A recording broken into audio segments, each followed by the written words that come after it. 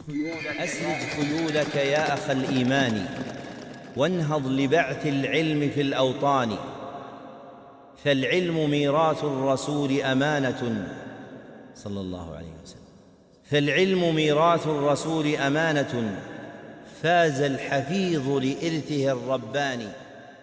الحمد لله رب العالمين، والصلاة والسلام على نبينا محمد وعلى آله وصحبه أجمعين. اللهم اغفر لنا ولشيخنا أجمعين. أما بعد، قال الإمام المقريزي رحمه الله تعالى: ويحتج الرب سبحانه عليهم بتوحيدهم ربوبيته على توحيد ألوهيته، كما قال الله تعالى: قل الحمد لله وسلام على عباده الذين اصطفى الله خير أما يشركون. أمن خلق السماوات والأرض وأنزل لكم من السماء ماء فأنبتنا به حدائق ذات بهجة ما كان لكم أن تنبتوا شجرها أإله مع الله بل هم قوم يعدلون. وكلما ذكر تعالى من آياته جملة من الجمل قال عقيبها: أإله مع الله، فأبان سبحانه وتعالى بذلك أن المشركين إنما كانوا يتوقفون في إثبات توحيد الإلهية للربوبية، على أن منهم من أشرك في ربوبية كما يأتي بعد ذلك إن شاء الله تعالى. وبالجملة فهو تعالى يحتج على منكر الإلهية بإثباتهم الربوبية. الحمدللہ والصلاۃ والسلام علی رسول اللہ، اما بعد۔ ایک مسئلہ ہے، چونکہ مشائخ اب محب صاحب بھی آ گئے ہیں، رہنمائی ان سے مل جائے گی۔ کتاب پڑھتے ہوئے قرآن مجید کی آیت آئے اور اسے تجوید کے قواعد کے مطابق پڑھنا ہے۔ ظاہری بات ہے یہ مسئلہ مجودین قراء کے تخصص کا ہے، تو اللہ تعالیٰ غلطی سے بچائے۔ تو مجھے جو کچھ تھوڑا سی اس بارے میں اشکال ہے وہ یہ کہ کتاب میں جمعہ کے خطبے میں تقریر کرتے ہوئے جب آیت آئے تو اسے قرآنی لحن میں پڑھنے کا مسئلہ جو ہے یہ علماء نے اس پر نکیر کی ہے۔ شیخ البانی رحمہ اللہ، ان کی قاموس البدع ہے، اس کے اندر انہوں نے اس کو بدعت قرار دیا ہے۔ اسی طریقے سے جو شیخ بکر ابو زید ہیں، انہوں نے جو دعا کے موضوع پر ان کی کتاب ہے یا بدع القراء جو ہے، اس کے اندر انہوں نے اس پہ کیا ہے، اور ہمارے اسلاف نے جو بدعت پہ کتابیں لکھی ہیں اس میں انہوں نے اس مسئلے پہ بحث کی ہے۔ شیخ شریم حافظہ اللہ، انہوں نے الشامل ان کی کتاب ہے، اس کے اندر جو ہے انہوں نے کہا کہ میں بدعت تو نہیں قرار دیتا، لیکن کراہت کا انہوں نے موقف جو اختیار کیا ہے۔ اس والے سے قراء جو مجودین ہیں، علماء جو ہیں، ان سے اس بارے میں رہنمائی لے لی جائے۔ دوسرا مسئلہ کہ غیر قرآن کو قرآنی لحن میں پڑھنا، مجھے اس بارے میں بھی تھوڑی سی دل کے اندر تنگی اور گھٹن ہے کہ غیر قرآن کو، عام عربی کو آپ لحن قرآن میں پڑھیں، تو اس سے کوشش کرنی چاہیے کہ جو ہے نا وہ بچا جائے۔ یہ ویسے میں نے ذہن فریش کرنے کے لیے تھوڑی سی بات کی ہے۔ تو اللہ تبارک و تعالیٰ قرآن مجید میں یہ اسلوب ہے کہ اللہ تبارک و تعالیٰ ربوبیت کے اقرار سے الوہیت کے اقرار پر استدلال کرتے ہیں۔ تو قاعدہ یہ ہے کہ الربوبیت تستلزم الالوہیہ، ربوبیت کا لازمی نتیجہ ہے جو رب ہے لازماً یہ ہے کہ وہ معبود ہو، اور ربوبیت کا انکار اور الوہیت کا انکار یہ تناقض ہے، عقل سلیم اور فطرت اس کا انکار کرتی ہے۔ ایک آدمی ربوبیت کا انکار کرتا ہو، اقرار کرتا ہو، اور الوہیت کا انکاری ہو، یہ تناقض عند العقل السلیم والفطرہ ہے۔ اور دوسرا تعلق الوہیت کا ربوبیت کے ساتھ یہ ہے کہ الوہیت ربوبیت کو متضمن ہے۔ جو آدمی الوہیت کا اقرار کرتا ہے تو ضمن اس بات کا بھی اقرار کرتا ہے کہ جس کو میں معبود مان رہا ہوں میں اس کو رب بھی مانتا ہوں۔ لیکن شرعی نصوص کے اندر قاعدہ یہ ہے کہ اذا اجتمعا افترقا و اذا افترقا اجتمعا۔ اگر رب کا لفظ اکیلا آ جائے تو ربوبیت و الوہیت دونوں مراد ہوتی ہے، اور اگر الہ کا آ جائے تو وہاں پر الوہیت اور ربوبیت دونوں مراد ہوتی ہیں۔ البتہ اگر ربوبیت اور الوہیت اکٹھی آ جائے تو پھر جو ہے وہ معنی کے اندر افتراق ہو جاتا ہے۔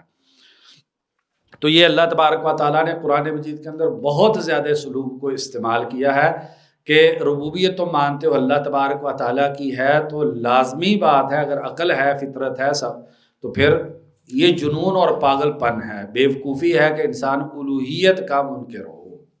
دوسرے معنی میں ربوبیت کو صحیح مانتا ہو اور الوہیت میں شرک کرتا ہو، یہ بھی تناقض ہے۔ اور یہ بھی تناقض ہے آدمی کہے کہ میں ربوبیت کے اوصاف کسی کو دے رہا ہوں تو میں اس کی عبادت نہیں کر رہا۔ جو متصوفہ ہے ان کا یہی مسئلہ ہے کہ وہ کیا کرتے ہیں، اوصاف ربوبیت جو ہے وہ دیتے ہیں۔ تدبیر، ہم نے رب کے بنیادی معنوں میں تدبیر کو مانا ہے، تدبیر اس میں نفع نقصان جو ہے ما فوق الاسباب اس کو مانتے ہیں اور کہتے ہیں ہم اسے معبود نہیں مانتے۔ ان سے جو جاہلیت والے لوگ ہیں وہ زیادہ بہتر سمجھتے ہیں، کیونکہ وہ لفظ کیا بولتے ہیں، ما نعبدہم الا لیقربونا الی اللہ زلفی، وہ اس کو عبادت ہی کہتے ہیں۔ یہ کہتے ہیں ہم عبادت نہیں کر رہے کیونکہ ان عبادت کے مفہوم کا پتہ نہیں۔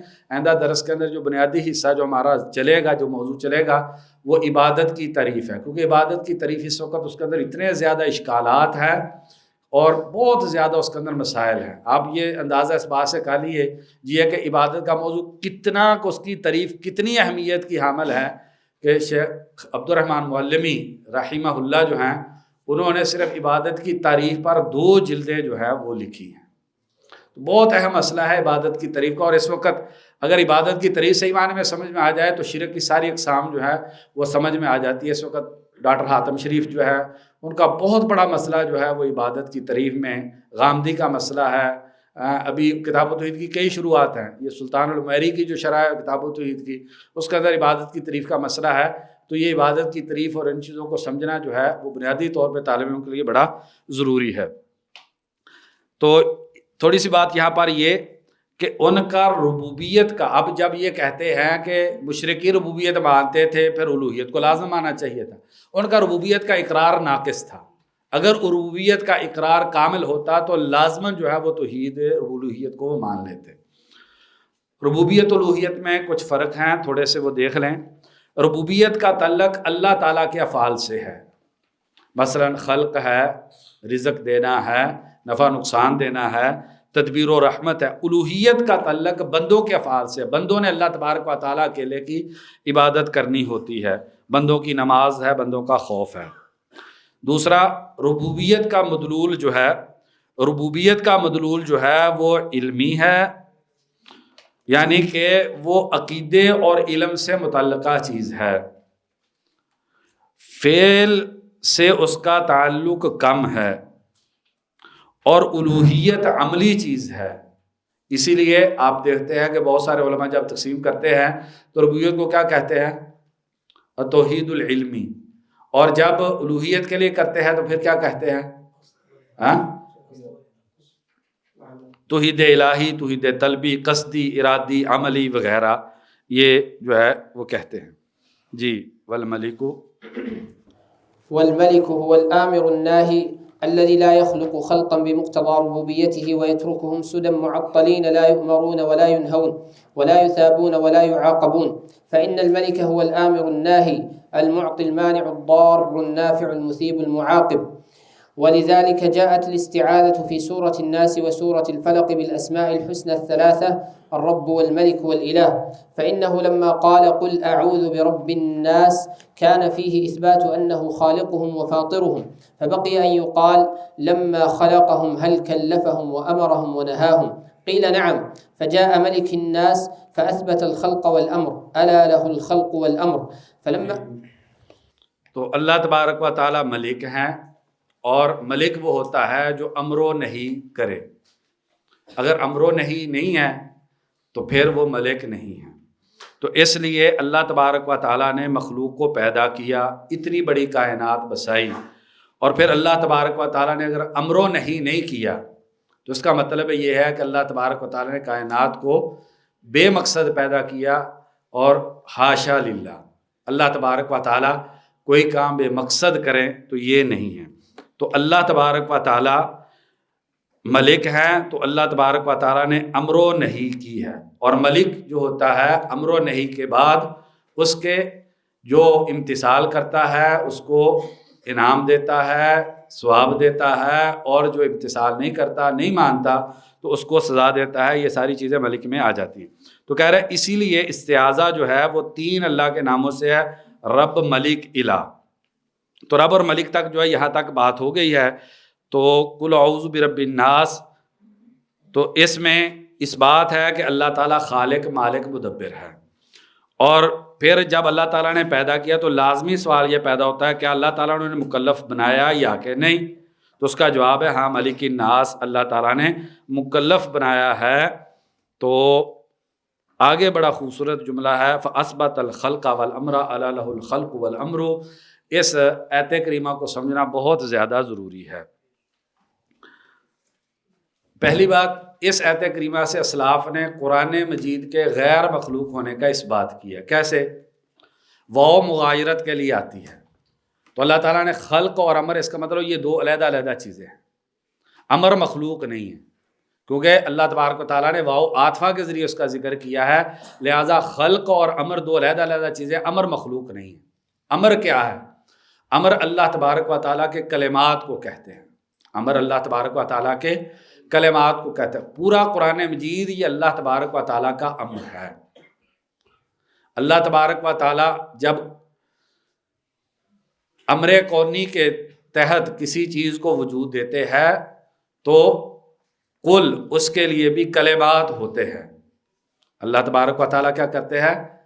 اللہ تبارک و تعالیٰ کے کلمات ہوتے ہیں جس پر جو ہے وہ کونی معاملہ مرتب ہوتا ہے، اور اللہ تبارک و تعالیٰ کی جو شریعت ہے وہ بھی ساری کی ساری امر ہے۔ الا لہ الخلق، چونکہ پیدا اللہ تبارک و تعالیٰ نے کیا ہے لہٰذا امر بھی اس کا ہے۔ بات سمجھ آ گئی اس کی کہ قرآن مجید اگر مختصر سمجھیں گے تو قرآن مجید اللہ تبارک و تعالیٰ کا امر ہے۔ اللہ تعالیٰ کے جو کلمات ہوتے ہیں ان کو امر کہتے ہیں۔ سفیان بن عیینہ رحمہ اللہ کہتے ہیں اللہ تبارک و تعالیٰ نے خلق و امر میں تفریق کی ہے۔ جو کہتا ہے دونوں ہم معنی ہیں، اللہ کا امر بھی مخلوق ہے، تو اس آدمی نے کفر کیا۔ امام بغوی رحمہ اللہ نے تفسیر بغوی کے اندر سفیان بن عیینہ رحمہ اللہ کا قول نقل کیا ہے۔ ابو الحسن اشعری رحمہ اللہ، ان کا بڑا پیارا رسالہ ہے، یہ آخری دور کا ہے جب جو ہے وہ عمومی اشعری جو ہے انحراف اس سے نکل آئے تھے، رسالۃ الی اہل الصغر، اس کے اندر کہتے ہیں اجمعوا علی ان امرہ و قولہ غیر محدث، اللہ کا امر اور اللہ کا قول جو ہے وہ محدث نہیں ہے اور نہ ہی وہ مخلوق ہے۔ اس پر سلف کا اجماع ہے۔ ابن تیمیہ رحمہ اللہ فرماتے ہیں کہ سلف نے استدلال کیا ہے کہ امر مخلوق نہیں ہے بلکہ وہ اللہ کی کلام اور اللہ کی صفت ہے۔ آگے انہوں نے ایک بات کی ہے، وہ بات تھوڑی مشکل ہے، مجموع الفتاوی جلد 6 صفحہ 17 میں ہے۔ وہ کہتے ہیں ہر امر اللہ تبارک و تعالیٰ کی صفت نہیں ہے۔ میرا خیال اس پہ بحث نہیں کرتے، تھوڑی مشکل ہے، ذہن الجھ نہ جائے، بس آپ اسی حد تک رکھیں کہ اللہ کا امر غیر مخلوق ہے، وہ اللہ کی کلام اور صفت ہے۔ کیوں؟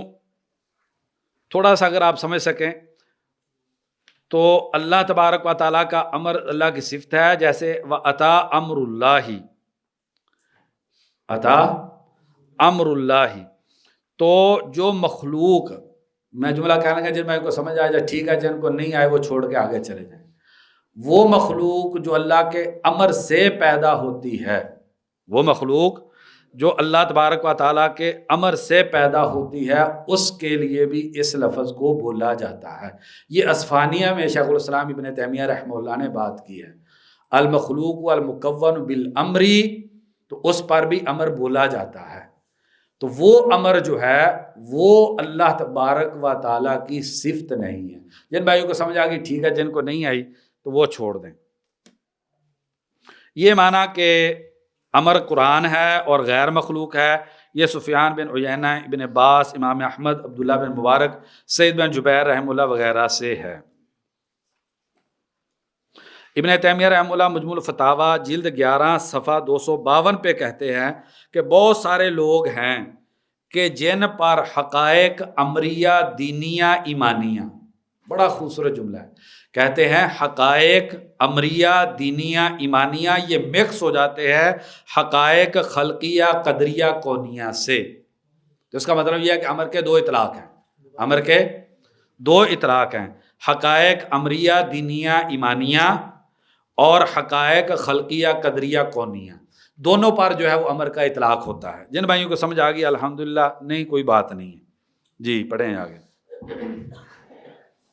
فلما قیل ذلك قیل فإذا، جی امر آپ جانتے ہیں امر شرعی بھی ہوتا ہے، امر کونی بھی ہوتا ہے، ایسے ہی ہے نا، اذن شرعی بھی ہوتا ہے، اذن کونی بھی ہوتا ہے، لیکن بہت سارے بھائی غلطی کر جاتے ہیں، مشیت صرف کونی ہوتی ہے، مشیت شرعی نہیں ہوتی۔ مشیت کا لفظ جدھر بھی ہے آنکھیں بند کر کے آپ سمجھ لیں کہ کونی ہے، مشیت شرعی نہیں ہوتی۔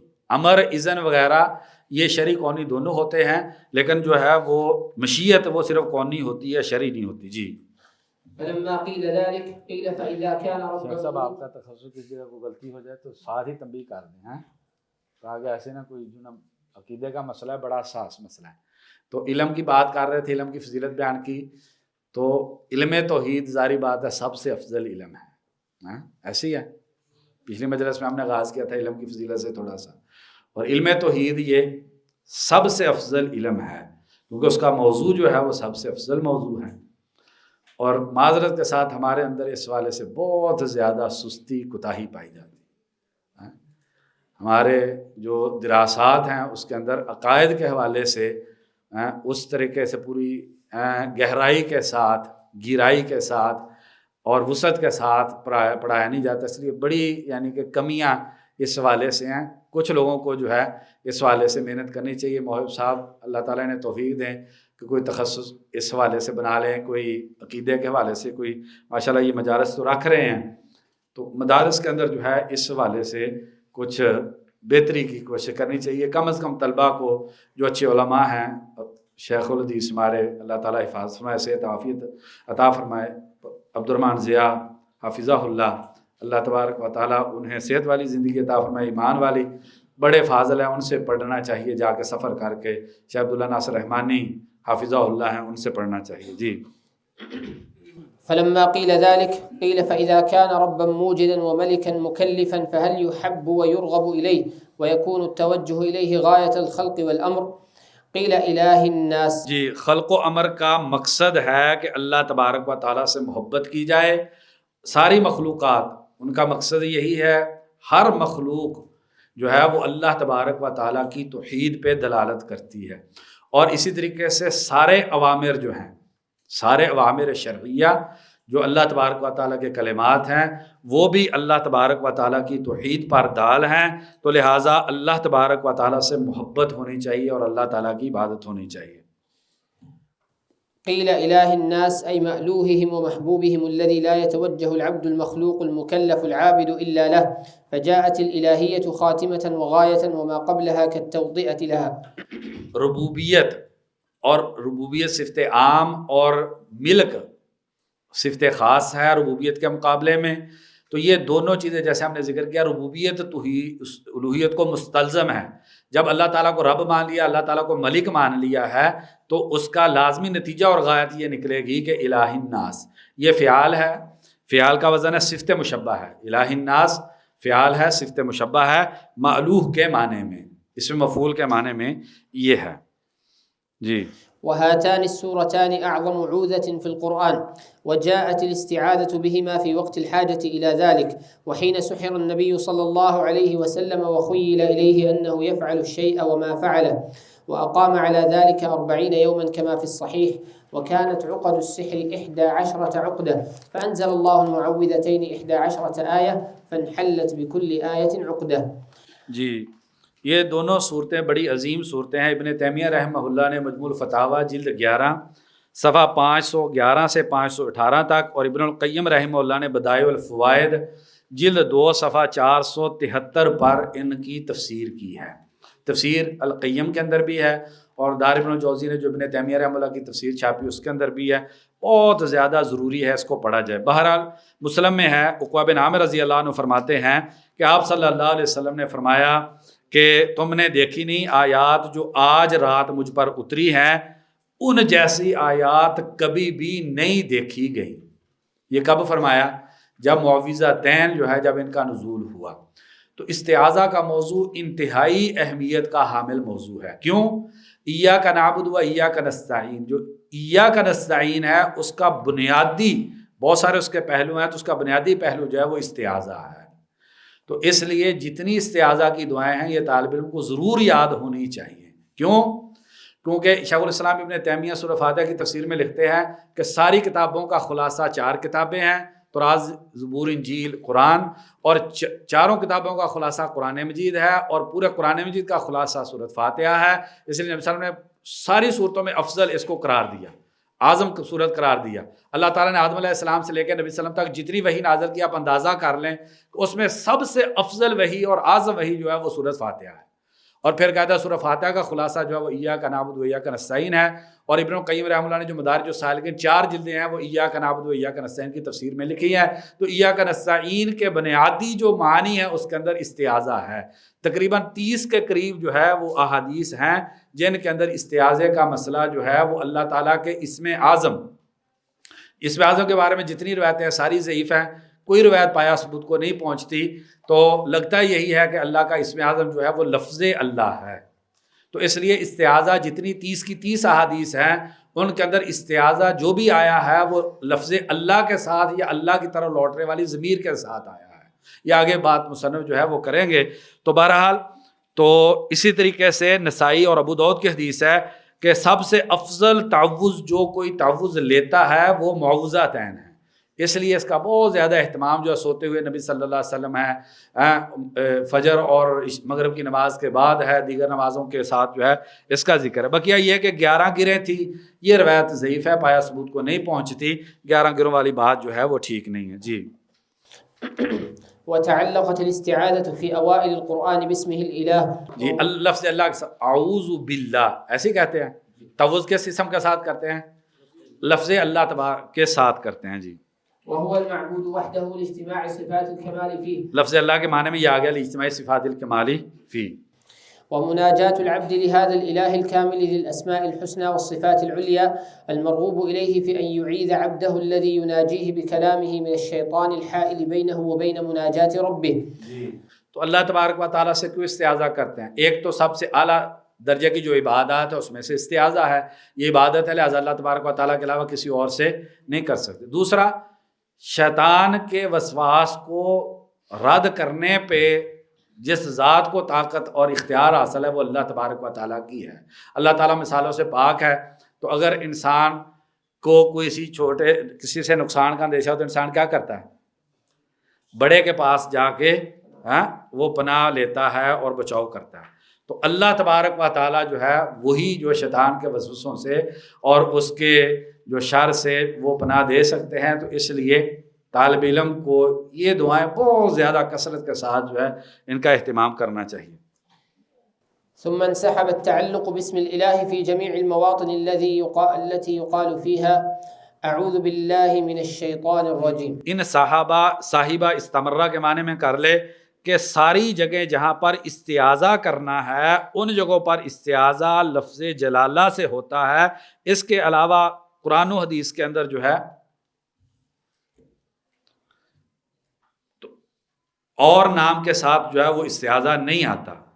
جی لأن اسم الله هو الغاية للأسماء، ولهذا كان كل اسم بعده لا يتعرف إلا به، فنقول الله هو السلام المؤمن المهيمن، فالجلالة تعرف غيرها وغيرها لا يعرفها۔ تو اللہ تعالیٰ کے سارے اسماء کی غایت لفظ اللہ ہے، تو اس کے لیے کیا بولتے ہیں؟ ترجع الیہ جمیع الاسماء، کیونکہ دیگر اسماء ہر اسم جو ہے وہ صفت پر مشتمل ہے، اور ان سارے اسماء حسنہ میں پائے جانے والی جو صفات کمال ہیں اس پر دلالت لفظ جلالہ کرتا ہے۔ یہ بات پہلے اشارہ کیا تھا، اگر آپ بھائیوں کو یہ بات ذہن کے اندر ہو تو جتنے اسماء ہیں ہر اسم کے اندر صفت ہے، اور سارے اسماء کے اندر جتنی صفات پائی جاتی ہیں اس پر دلالت جو ہے وہ جامع ہے ان سب کی دلالت پہ لفظ اللہ۔ جی اس کے بعد دوسری بات یہ کی ہے کہ لفظ اللہ جو ہے وہ سارے اسماء کو معرف کرتا ہے، دیگر اسماء نہیں کرتے۔ جیسے اسی لیے سیبویہ نے جب ان سے پوچھا گیا تو کہتے ہیں کہ عارف المعارف لفظ اللہ۔ عارف المعارف کیا ہے؟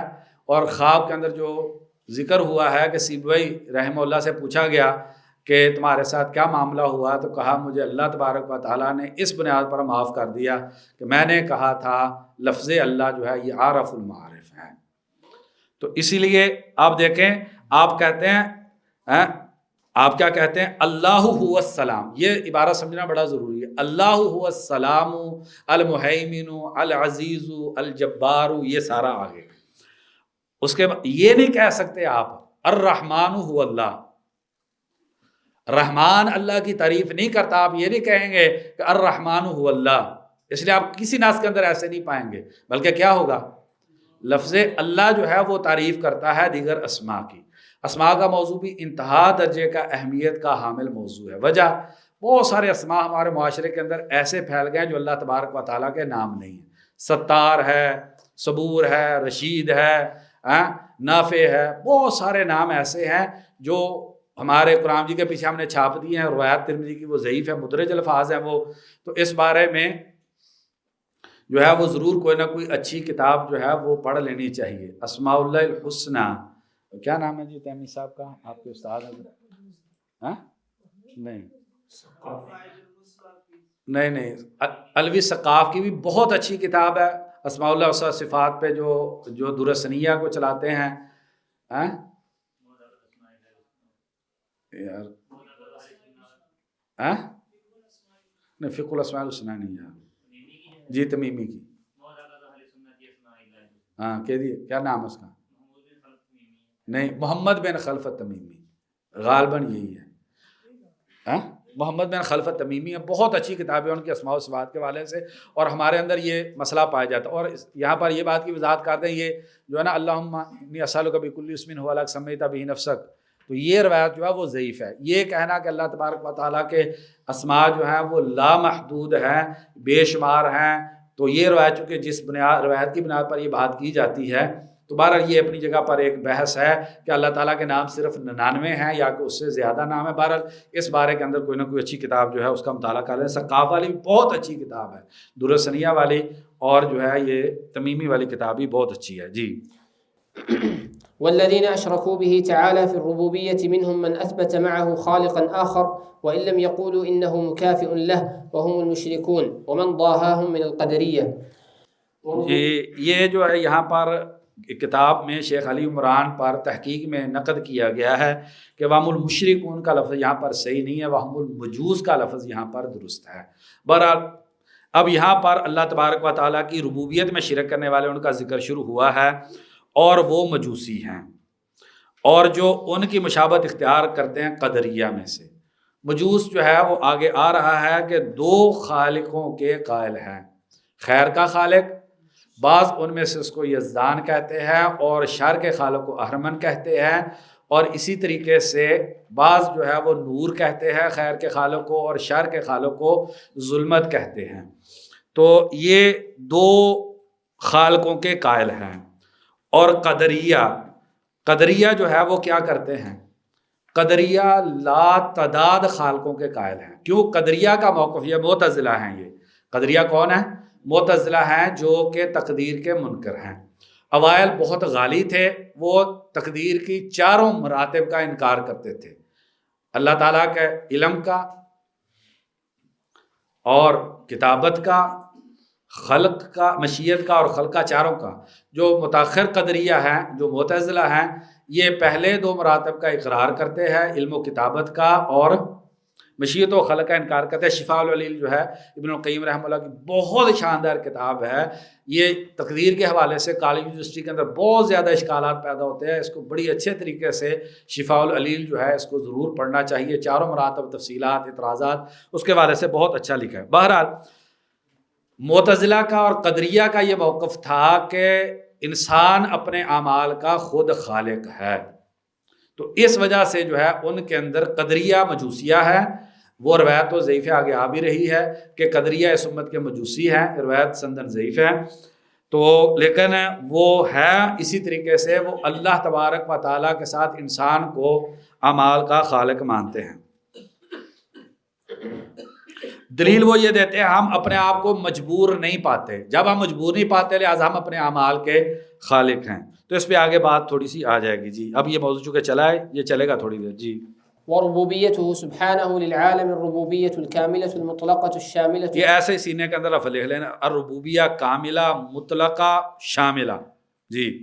تبطل أقوالهم لأنها تقتضي ربوبيته لجميع ما فيه من الذوات والصفات والحركات والأفعال. جی. اب اصل میں اشکال کیا تھا؟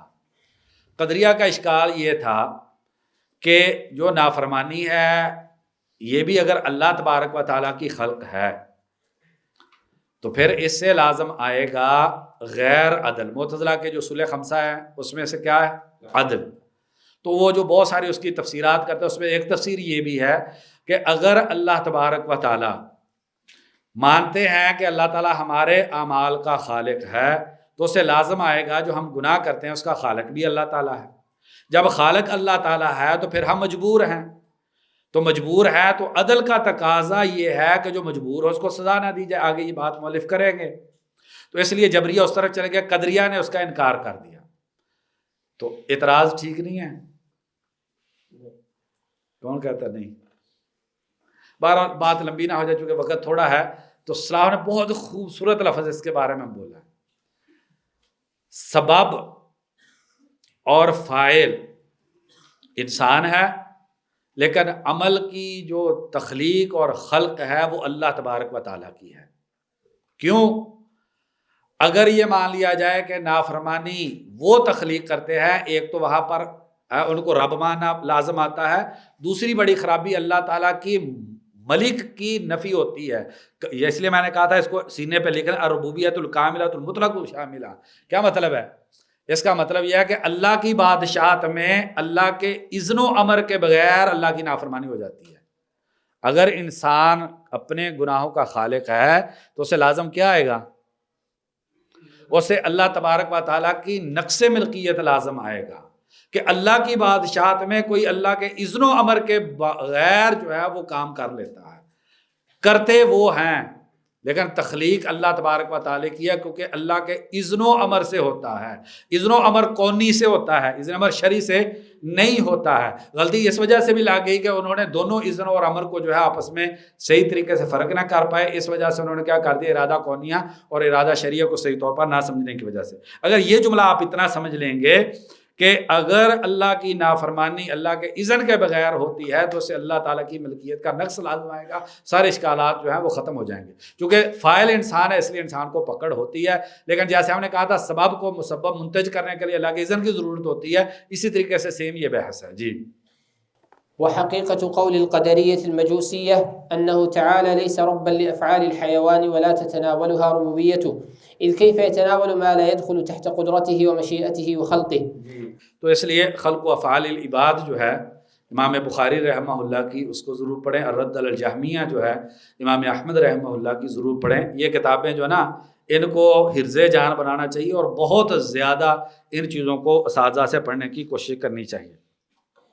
مخلوق کے افعال کو معتزلہ اور قدریہ جو ہے اللہ کی قدرت سے خارج مانتے ہیں. کہتے ہیں ولا تتناولها ربوبیتہ, اللہ تعالیٰ کی ربوبیت کے تحت نہیں آتا. جی. والشرك الأمم كله نوعان شرك في الإلهية وشرك في الربوبية. تو اسماء و صفات کدھر گیا؟ اسماء و صفات کا تعلق یا الوہیت سے ہے یا ربوبیت سے ہے. جتنے بھی اسماء و صفات ہیں یا ان کا مرجع الوہیت ہے یا ان کا مرجع ربوبیت ہے. اس لیے بنیادی طور پر شرک جو ہے وہ دو چیزوں کے اندر ہی ہے, الوہیت اور ربوبیت میں. فالشرك في الإلهية والعبادة هو الغالب على أهل الإشراك وهو شرك. جی. مجوس جو ہیں یہ ثانویہ کہلاتے ہیں. کس وجہ سے؟ دو الہ کو مانتے ہیں. اسی طریقے سے مانویہ ہیں. کیا ہیں؟ مانویہ ہیں. 210 کے قریب جو ہے یہ ایک فلسفی گزرا ہے جو فلسفے کے بارے سے بات کر رہے تھے. اس نے جو ہے وہ ایک باطل فلسفے کی بنیاد رکھی اور وہاں سے پھر جو ہے یہ سارا مسئلہ بوذیت جو ہے اس کے اندر یہ مسئلہ ہے, زردشیت کے اندر یہ مسئلہ ہے. تو یہ خالق کی ثنویت کا یا تعدد خالق کا مسئلہ جو ہے یہ فلاسفہ کے اندر بہت زیادہ ہے. کچھ آگے بات آئے گی. جی. فالشرك في الإلهية والعبادة هو الغالب على أهل الإشراك، وهو شرك عباد الأصنام وعباد الملائكة وعباد الجن وعباد المشايخ والصالحين الأحياء والأموات الذين قالوا إنما نعبدهم ليقربونا إلى الله زلفى ويشفعوا لنا عنده وينالنا بسبب قربهم من الله وكرامتهم لهم قرب وكرامة، كما هو المعهود في الدنيا من حصول الكرامة والزلفى لمن يخدم أعوان الملك وأقاربه وخاصته. یہ بہت اہم ہے کہ اغلب شرک جو ہے وہ الوہیت میں شرک ہے، تو اور اس کے اندر بہت سارے ذکر کیے، عباد المشائخ والصالحین الاحیاء والاموات، یہ بہت بڑا جتنا تصوف ہے اس کی بنیاد، اور شیخ الاسلام ابن تیمیہ رحمہ اللہ فرماتے ہیں منہاج السنہ میں کہ قبری شرک جو ہے اس کے پیچھے آپ کو بنیاد شیعہ نظر آئیں گے، جتنے بھی قبوری ہیں ان کی بنیاد جو ہے وہ تشیع پر ہے، تو روافض جو ہے ان کے اندر بنیادی طور پر یہ شرک فی الالوہیہ ہے، اور اسی طریقے سے صوفیہ جو ہے بلا استثناء جو ہے وہ اس کے اندر جو ہے وہ ملوث ہیں۔ اس کے بعد وہ کہتا ہے وَيَشْفَعُ لَنَا عِنْدَهُ، کیسے اللہ تبارک و تعالیٰ کے ہاں شفاعت کر لیں گے، جو حدیث الشفاعہ ہے، اگر بخاری کی وقت تھوڑا ہے خلاصہ دے دیتے ہیں، قیامت کے دن اس حدیث کا خلاصہ یہ ہے، قیامت کے دن کوئی نہیں بولے گا سوائے انبیاء کے، اور انبیاء بول رہے ہوں گے نفسی نفسی، انبیاء کیا کہہ رہے ہوں گے، یا اللہ میں بچ جاؤں میں بچ جاؤں، شفاعت کرنا تو بڑی دور کی بات ہے۔ لوگ آدم علیہ السلام کے پاس جائیں گے، آدم علیہ السلام جا کے شفاعت کریں گے، کیا کریں گے، انکار کریں گے۔ نوح، موسیٰ، عیسیٰ، ابراہیم علیہ السلام، نبی صلی اللہ علیہ وسلم، سب سے افضل نبی صلی اللہ علیہ وسلم ہے، کیا نبی صلی اللہ علیہ وسلم جا کے شفاعت کریں گے؟ وہاں پہ شفاعت کرنے کی مجال کس کی ہے؟ رب السماوات والارض وما بینہم الرحمن لا یملکون منہ خطابا، کس کی جرت ہے اللہ احکم الحاکمین کے ساتھ جا کے بات کر لے؟ نبی صلی اللہ علیہ وسلم کیا کریں گے؟ جا کے جو ہے وہ عرش کے سامنے اللہ تعالیٰ کے سامنے سجدہ ریز ہو جائیں گے، پھر اللہ تبارک و تعالیٰ اجازت دیں گے، من یشفع عندہ الا باذنہ، تو کون ہے جو شفاعت کر جائے گا؟ تو اگر حدیث شفاعت سمجھ میں آ جائے تو یہ سارا جو سلسلہ ہے یہ ختم ہو جاتا ہے، ایک مسئلہ۔ دوسرا مسئلہ جو شرک کا بنیادی مسئلہ ہے وہ کیا مسئلہ ہے کہ جی ہماری ان تک، ان کی آگے تک، ان کی آگے اللہ تبارک و تعالیٰ تک، اور یہ اللہ تبارک و تعالیٰ کی اتنی بڑی توہین ہے اور اللہ تبارک و تعالیٰ کی صفات کا اتنا بڑا انکار ہے کہ آپ سوچ نہیں سکتے۔ جو مثال دیتے ہیں اس مثال کے اندر کیا ہے، جس کو آپ سفارشی بناتے ہیں، واسطہ بناتے ہیں، آپ کے بارے میں وہ زیادہ جاننے والا ہوتا ہے بنسبت بادشاہ کے، ایسے ہی ہے، ایسے ہی ہے نا، آپ کا تعلق اس کے ساتھ، اس کی معرفت آپ کے ساتھ بادشاہ کی بنسبت زیادہ ہوتی ہے۔ نمبر 2، اس کا آپ پر دل کا اس کا مائل ہو جانا، نرمی ہو جانا آپ کے اس کے ساتھ تعلق کی بنیاد پر ہوتا ہے، گویا کہ آپ کے لیے مسئلہ اچھے سمجھے، چونکہ بریلویت کی ساری کی بنیاد اس پہ ہے، آپ کے لیے وہ زیادہ رحیم ہوتا ہے بادشاہ سے۔ اصل میں تیسری چیز بھی لگا لیں، جس کو علم بھی زیادہ ہو، نبی صلی اللہ علیہ وسلم سب سے افضل ہے، وہاں سے تقابل کر لیتے ہیں۔ اللہ تعالیٰ کو علم بندوں کے بارے میں زیادہ یا نبی صلی اللہ علیہ وسلم کو؟ اللہ تعالیٰ کو۔ رحمت اللہ تبارک و تعالیٰ کے پاس زیادہ ہے یا کہ نبی صلی اللہ علیہ وسلم کے پاس؟ تو مسئلہ ختم ہو گیا، جدھر سے آپ چل رہے تھے کہ آپ پہ وہ زیادہ رحیم تھا۔ نعوذ باللہ جب آپ کہتے ہیں کہ ہم نبی صلی اللہ علیہ وسلم کو واسطہ بنا رہے ہیں تو آپ اس بات کا اقرار کر رہے ہوتے ہیں کہ نبی زیادہ رحیم ہے اللہ تعالیٰ سے، اس لیے یہ انتہا درجے کا کبھی شرک ہے۔ تو یعنی اس میں پھر آگے 2 قسم بن جاتی ہیں، شرک اکبر بھی بن جاتا ہے، یہ شرک اصغر بھی بن جاتا ہے۔ علم بھی اللہ تبارک و تعالیٰ کو زیادہ، رحمت بھی اللہ تبارک و تعالیٰ کی زیادہ، اختیارات بھی اللہ تبارک و تعالیٰ کو زیادہ۔ تو بیوقوف نہیں ہوگا انسان جو ہے وہ کسی ایسے کے پاس جو جانتا بھی زیادہ ہے، اس نے رحم بھی زیادہ کرنا ہے، اختیارات بھی اس کے پاس زیادہ ہیں، آپ اس کے پاس ایسے آدمی کو لے کے جائیں جو آپ کو جانتا بھی کم ہے، جس کے پاس رحمت بھی کم ہے، جس کے پاس اختیار بھی کم ہے۔ تو یہی ہے وما قدر اللہ حق قدری، یہ لوگ اللہ تبارک و تعالیٰ قدر ہی کر سکے۔ یہ ساری بریلویت کی بنیاد، اگر یہ نقطہ آپ اچھے سے انہیں سمجھا دیں، کیسے یہ لازم آتا ہے کہ آپ یہ گویا کہ مان رہے ہیں نبی صلی اللہ علیہ وسلم زیادہ رحیم ہے، وَهُوَ أَرْحَمُ الرَّاحِمِينَ، نبی صلی اللہ علیہ وسلم کی رحمت جو ہے اس کے مقابلے میں کچھ بھی نہیں ہے۔ اچھا، اب دوسرا مسئلہ، انما نعبد لیقربونا الی اللہ زلفی، اب یہ لوگ اس چیز کو عبادت مانتے ہیں، ہمارے اس کا نام توسل ہے، ہمارے نزدیک اس کا نام تبرک ہے، ہمارے نزدیک اس کا نام تقرب ہے، ہمارے نزدیک اس کا نام استشفاء ہے، یہ نام ہم نے بدلے ہیں۔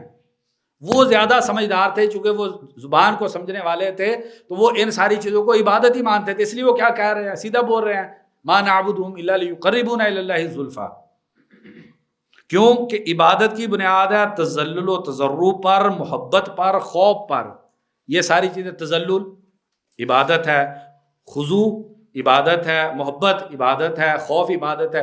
11ویں کا دودھ کیوں دیتے ہیں؟ دنیا کے اندر جو سب سے زیادہ ڈرنے والا بزدل ہوتا ہے مشرک ہوتا ہے۔ توحید یہ انسان کو دنیا کا سب سے بہادر انسان بناتے ہیں۔ نبی صلی اللہ علیہ وسلم سب سے بڑے توحید والے ہیں، گردن پہ تلوار رکھی ہے، کب پوچھتا ہے میں امنا کا منی، کیا جواب ہے؟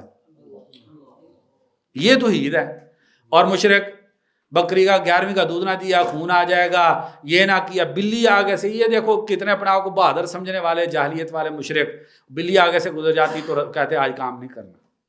تو خوف، شرک کا کاروبار سارا خوف پہ چلتا ہے، تو یہ ساری عبادات ہیں، تو یہ جو ہے وہ اس کو وہ عبادت نہیں مانتے ہیں۔ جی والكتب الإلهية كلها من أولها إلى آخرها تبطل هذا المذهب وترده وتقبح أهله، وتنص على أنهم أعداء الله تعالى، وجميع الرسل صلوات الله عليهم متفقون على ذلك من أولهم إلى آخرهم، وما أهلك الله تعالى من أهلك من الأمم إلا بسبب هذا الشرك ومن أجله۔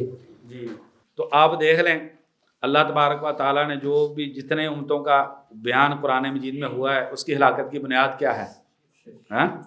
نعبد اصناما فنظل لها عاکفین، لا تذرون آلہتکم ولا سائر قوم، ہود علیہ السلام قوم اجئتنا لنعبد اللہ وحدہ، سب کی بنیاد کیا ہلاکت کی؟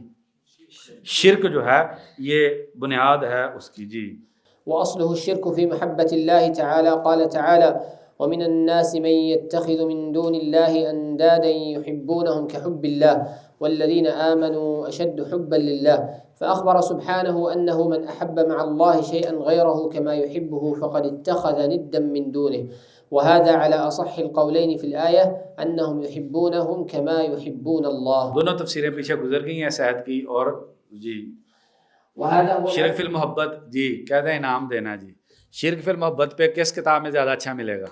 یہ ایمانی کمزوریاں دے گی۔ شرک فی المحبت پہ سب سے اچھا کس کتاب میں ہے؟ اب پیچھے نہیں دیکھنا، آپ پہ دسی جانا ہے۔ 2 کتابیں بتائی تھی، ایک بتائی آپ نے، کس کو دونوں آپ دونوں آتی ہیں؟ روضۃ المحبین اور طریق الہجرت ہیں۔ جی ٹھیک ہے، پڑھیں جی۔ وأصله الشرك في محبة الله تعالى، قالت وهذا هو العدل المذكور، وهذا هو العدل المذكور في قوله تعالى ثم الذين كفروا بربهم يعدلون، والمعنى على أصح القولين أنهم يعدلون به غيره في العبادة فيسوون بينه وبين غيره في الحب والعبادة، وكذلك قول المشركين في النار لأصنامهم تالله إن كنا لفي ضلال مبين إذ نسويكم برب العالمين۔ ومعلوم قطعا، یہ محبت کی اقسام لکھ لیں۔ محبت 2 طرح کی ہے، ایک خاص اور دوسری مشترک۔ خاص جو ہے وہ 2 طرح کی ہے، ایک شرعی ہے اور ایک محرم ہے۔ جو محرم ہے اس میں سے ایک شرک ہے اور ایک غیر شرک ہے۔ جو غیر شرک ہے مثلا اولاد کو اللہ تبارک و تعالیٰ کے حکم پر ترجیح دینا، اولاد کی چاہت کو اللہ تبارک و تعالیٰ کی محبت پر غالب کر دینا، یہ محبت محرم ہے لیکن شرک نہیں ہے۔ اس کے بعد جو مشترک محبت ہے وہ 3 طرح کی، اس کو لے لیں۔ ایک فطری محبت ہے، طبی جیسے بھوکا کھانے کو پسند کرتا ہے، محبت کرتا ہے، لیکن اس میں کیا ہوتا ہے لا تستلزم التعظیم، چونکہ اس میں تعظیم نہیں ہوتی لہٰذا اس کا شرک کے ساتھ تعلق نہیں ہے، یہ محبت مباح ہے۔ دوسری محبت رحمت و شفقت ہے، وہ والد اپنے بچے سے کرتا ہے، اس کے اندر بھی تعظیم نہیں ہوتی اور یہ محبت بھی جائز ہے۔ ایک محبت انس و الفت ہوتی ہے کہ جیسے ایک جماعت کے لوگ آپس کے اندر کرتے ہیں وغیرہ، تو یہ تفصیل جو ہے شیخ الاسلام ابن تیمیہ رحمہ اللہ جلد 10 صفحہ 135 جو ہے مجموع الفتاویٰ کے اندر، وہاں پر ابن تیمیہ نے ایک بڑی بات کی ہے جو یہاں پر ذکر کرنا چاہتا ہوں، وہ یہ ہے کہ عشق جو ہے وہ شرک خفی ہے۔ الدعاء والدواء یا الجواب الکافی بہت اچھی کتاب ہے اگر انسان غدے ذہن کے ساتھ اس کو نہ پڑھے۔ عشق کسی عورت، حرام عورت یا کسی لڑکے کے ساتھ اس میں مبتلا ہو جانا تو یہ کیا ہے؟ شرک خفی ہے۔ تو ابن القیم رحمہ اللہ فرماتے ہیں اللہ کی محبت اور تصویروں کی محبت ایک دل میں اکٹھی نہیں ہوتی۔ کتنا بڑا انسان جرم کرتا ہے، اسی لیے کہتے ہیں کہ بد نظری، شیخ الاسلام ابن تیمیہ رحمہ اللہ فرماتے ہیں کہ بد نظری وہ اللہ کے نور کو دل سے ختم کرتی ہے۔ جو سورۃ نور ہے نا، قل للمؤمنین یغضوا من ابصارہم، اس کے ساتھ اللہ نور السماوات والارض، تو ربط یہی شیخ الاسلام ابن تیمیہ رحمہ اللہ نے بنایا ہے کہ بد نظری دل سے اللہ تبارک و تعالیٰ کے نور کو ختم کرتی ہے۔ جو بد نظری کرتا ہے دو میں سے ایک کام ہوگا، یا عبادت کی توفیق نہیں ملے گی، یا اگر عبادت کی توفیق ملی ہے تو اس میں حلاوت الایمان اس عبادت میں نصیب نہیں ہوگا۔ کتنا بڑا جرم ہے اور کتنا بڑا نقصان ہے انسان کا کہ تصویر غلط کی محبت سے انسان اللہ تعالیٰ کی محبت سے محروم ہو جائے۔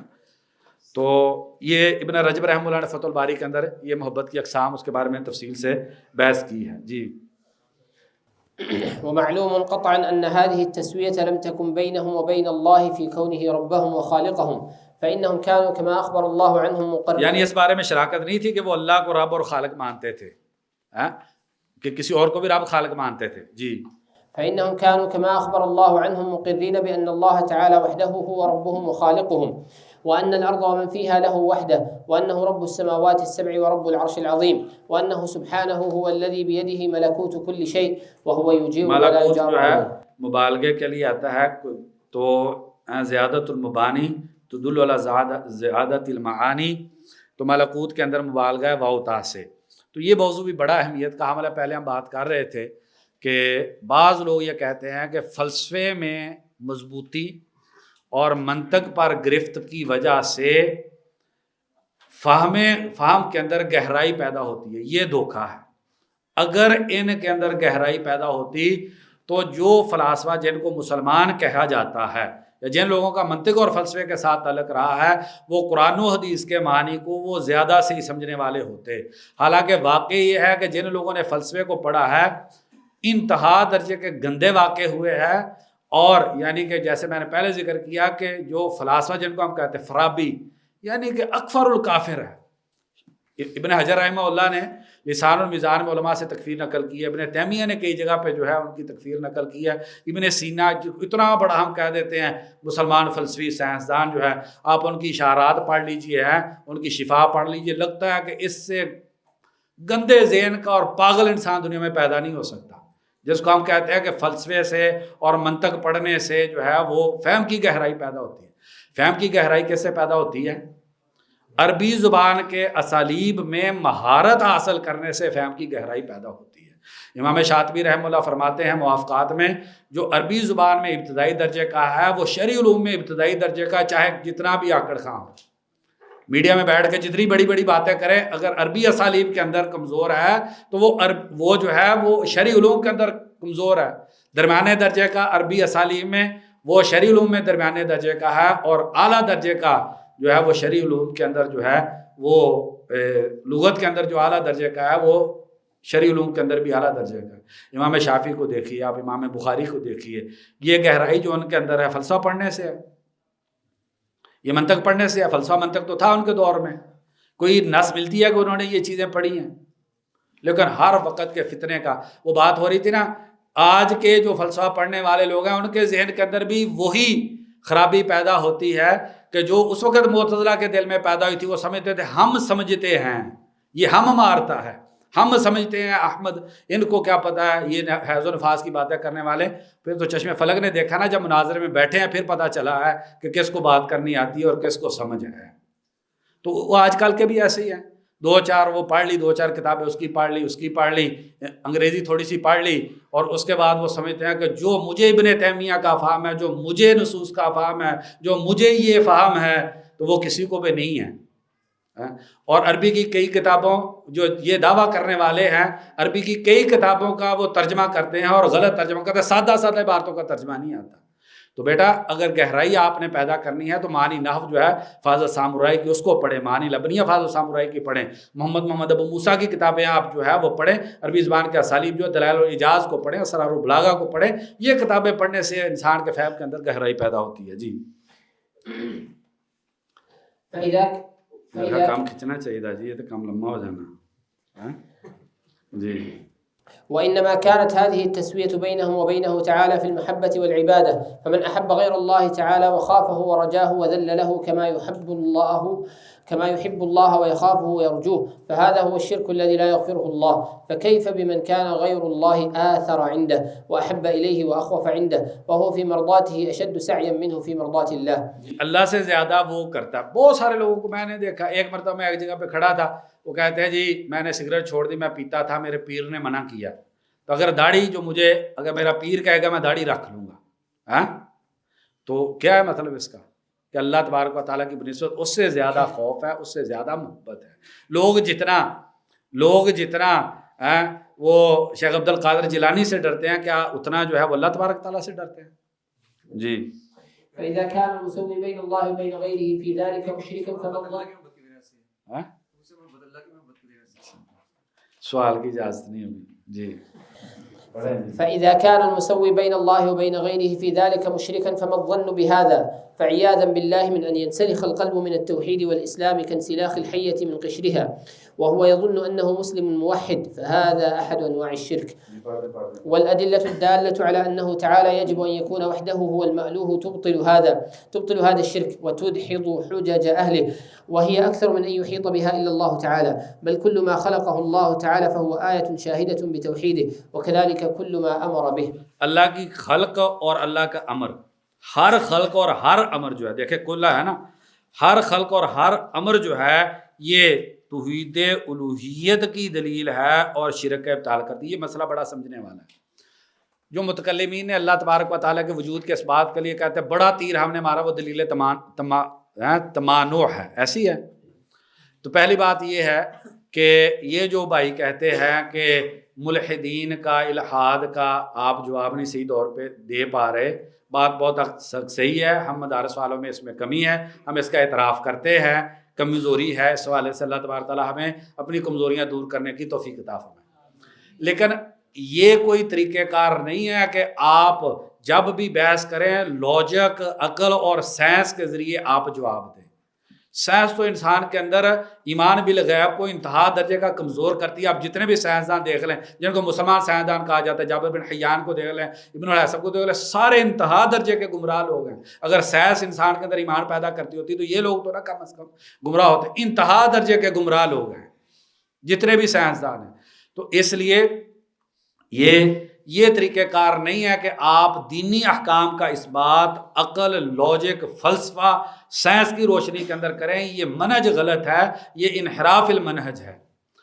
صحیح طریقہ کار کیا ہے؟ صحیح طریقہ کار یہ ہے کہ آپ نے جو دلائل سے بحث کرنی ہے وہ اللہ کی وجود کے اس بات پہ، پھر اللہ تعالیٰ کی وحدانیت پہ، پھر نبی صلی اللہ علیہ وسلم کی حقانیت پہ اور قرآن مجید کی حقانیت پہ بحث کریں گے آپ.